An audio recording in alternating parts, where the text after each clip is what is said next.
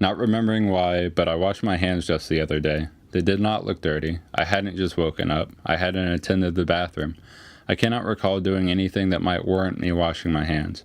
Maybe I just wanted to wash away the doubt that they have held on to for so long. I wanted to lather up the bad memories and the regrets and the dejection and let it spiral down the fucking drain. And when I was done, I didn't look in the mirror. I couldn't stand to. I don't think I've looked in a single mirror since coming to terms with my peculiar sight. Why? Because I don't want to see what shade I am. I don't want to see my nimbus in all its brilliance or in all its recession. Whatever color I am to my own eyes, it can stay in hiding. It can remain on the foul line, cowering in my peripherals, sinking below the chain-link fence's casted shadows. I don't need to know, because if I did, then I might as well know the time and setting of my death. Put you in front of me with a mirror as your backdrop, though, and I wouldn't mind looking. Because I know that however bright I am, it isn't as bright as your corona, not the one I'm forced to see anyway. So set me in front of you in that mirror any day, and I will stare until my eyes forget they even exist.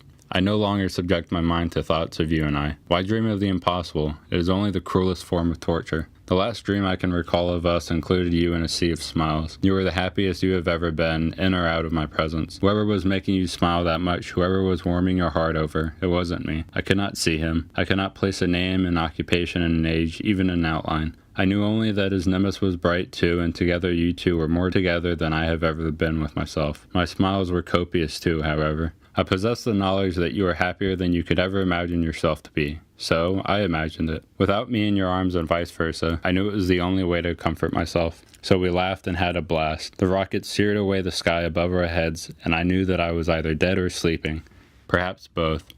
And you were somewhere far away but just within reach. Of my eyes, not my fingers. And it was best that way. Still is, should the notion ever cross my mind again. In ambivalence, I hope it does as much as I desire it to never return.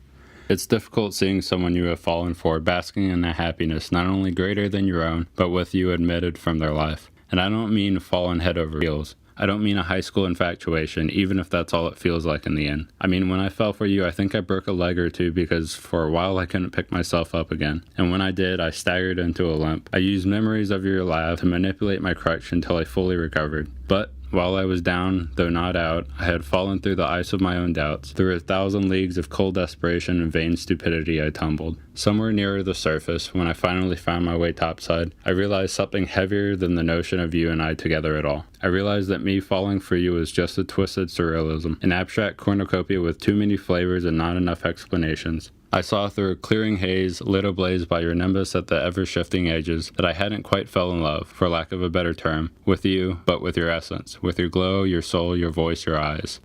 I might be dense sometimes, but I'm not entirely numbskulled. I fucking get it, okay? I get it when I sit down to write a song, which might as well be when I'm talking to you, and then when I'm standing on that stage spilling my reservoir into that microphone. I get it when I'm recalling your times spent together. The only time I don't grasp the concept is when I am actually there with you, because I'm too captivated by you and your slew of appeals that I'm blinded by what really draws me nearer.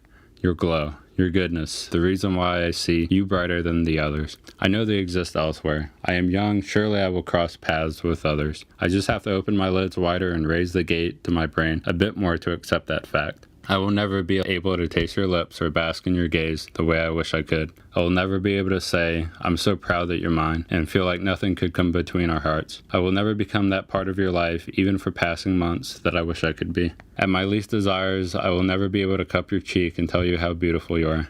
And I should be alright with that. I damn well better be. You are not mine to have. You are the sun in someone else's sky. As much as Eddie Vedder reminds me of you anytime I listen to Black, I know it just isn't meant to be. God, I wish I could change it, but I cannot. I cannot seize the moon with my hands and give it to you as a gift. I cannot read minds, or lift cars, or shoot laser beams out of my fucking eyes. I'm too human for all of that. I just want you to be happy, and someday I will be too.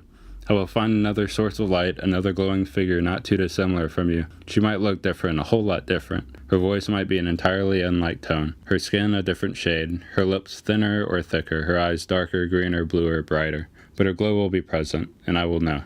I am not a man of optimism. I hate myself for too many reasons. I don't need a mirror to tell myself I'm too many shapes and shades from belonging to a circus.